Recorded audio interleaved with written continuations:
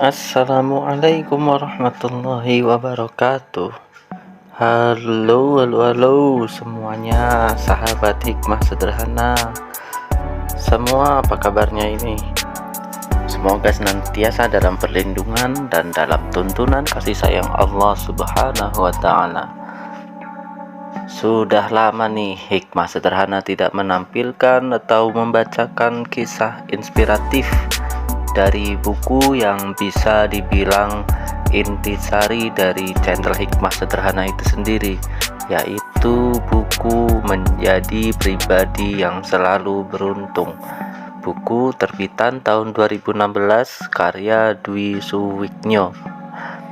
Kira-kira apa ya kisahnya? Seperti apa itu ya? Tanpa berlama-lama, mari kita lanjutkan saja. Sebelum itu jangan sungkan-sungkan ya untuk klik like, subscribe, dan apabila kisah ini bermanfaat, share ya ke teman-teman, karena yang demikian itu adalah sedekah dan pastinya akan menambah semangat saya dalam membacakan kisah-kisah selanjutnya. Oke, yuk langsung saja kita masakin. Oke, kita langsung saja masuk ya ke ceritanya. Ceritanya kali ini berjudul Orang Miskin Harus Pintar.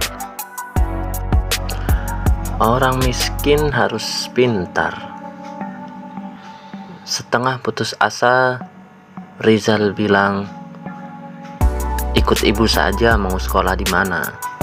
Nah, Rizal ini ia anak kedua dari 3 bersaudara. Ibunya jualan jajanan anak di rumah, sedang bapaknya penjual es krim keliling. Saya paham betul maksud dari kalimat laki-laki pendiam itu. Niatnya baik. Selepas SMP, ia tidak mau memberatkan orang tuanya soal pendidikannya. Jadi di mana saja harus sekolah SMA atau SMK, yang penting tidak menambah beban orang tua.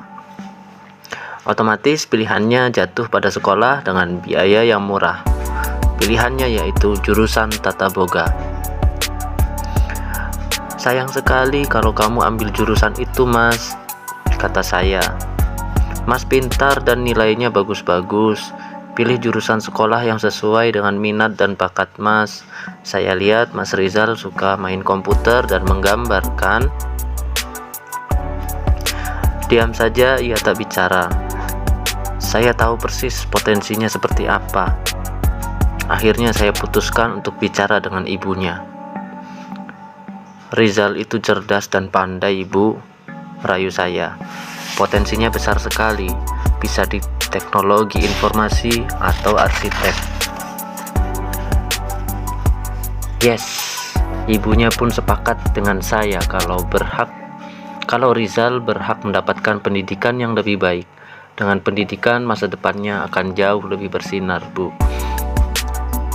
Berangkatlah mereka mendaftar di salah satu sekolah terbaik di kota gudeg ini. Dan benar dugaan saya, nilai ujian masuk Rizal menduduki peringkat 2. Artinya laki-laki yang memakai kacamata itu sudah pasti diterima di sekolah keren itu. Jurusan arsitek. Keren ini. Setelah masuk sekolah, tiba-tiba si ibu bilang ke saya, "Aduh Om, ternyata Rizal harus punya laptop buat mengerjakan tugasnya di sekolah, buat gambar." Saya kemudian cek laptop baru untuk desain itu, paling tidak harganya 5 juta rupiah. Dari mana uang sebanyak itu? Sebab banyak utang yang harus dibayar. Ibunya pusing. "Insya Allah nanti ada rezeki," kata saya. Allah memang maha kaya. Ya, selang beberapa hari bapaknya Rizal pulang membawa sesuatu yang mengejutkan istri dan anak-anaknya. Beliau membawa pulang 10 juta rupiah. Ya, 10 juta. Tentu saja uang itu membuat hati mereka berdebar-debar. "Uang dari mana ini, Pak?" tanya sang istri. Si bapak tersenyum. "Ini uang halal. Simbah baru saja jual tanah. Ini bagian untuk kita." Alhamdulillah. Allah menjawab doa mereka. Biaya sekolah terbayar, laptop terbeli, utang lunas, dan masih bisa beli motor. Allah melihat keseriusan mereka. Allah melihat segala ikhtiar mereka. Ibunya rajin sholat duha, bapaknya rajin sholat di masjid, dan tiap malam terdengar lantunan merdu ayat-ayat suci Al-Quran dari dalam bilik bambu rumahnya. Bisa jadi miskin harta, tetapi Allah memuliakan orang-orang yang berilmu. Allah menaikkan derajat orang berilmu. Dalam kemiskinan harta, masih ada semangat untuk tetap mengubah nasib di masa mendatang. Pendidikan adalah salah satu jawaban paling logis agar anak keturunan kita tidak terjebak pada rantai kemiskinan. Pahamlah kita sekarang mengapa dulu Rasulullah meminta beberapa orang alim atau orang berilmu untuk tetap tinggal di kota, tidak ikut berperang. Sebab Rasulullah berharap mereka yang tidak berperang bisa mengajari anak-anak dengan ilmu agama, serta mengajari mereka dengan keterampilan khusus seperti berkuda dan memanah. Ternyata Rizal tidak sendirian. Di kota Gudeg ini juga ada seorang arsitek yang kini sudah mampu beli mobil BMW dan rutin mengerjakan proyek-proyek bangunan.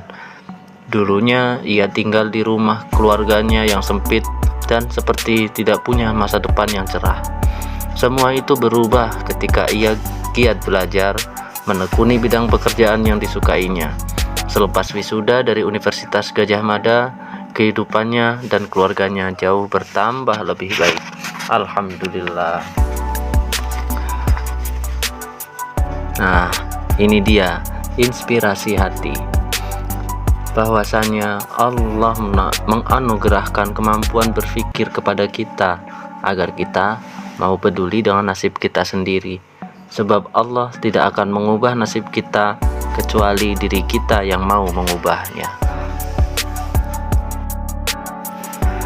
Ya, memang kisah yang pendek, bukan seperti kisah para sultan, bukan kisah seperti kisahnya pemilik Rans Entertainment, bukan kisah seperti Sultan Andre Taulani atau Sultan siapa ya.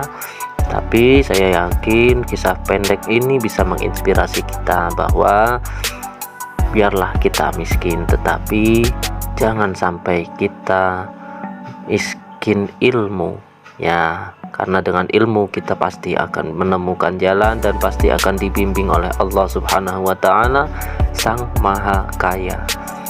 Demikian, semoga bermanfaat.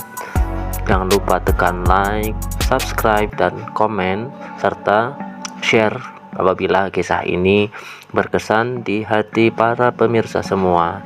Terima kasih. Assalamualaikum warahmatullahi wabarakatuh.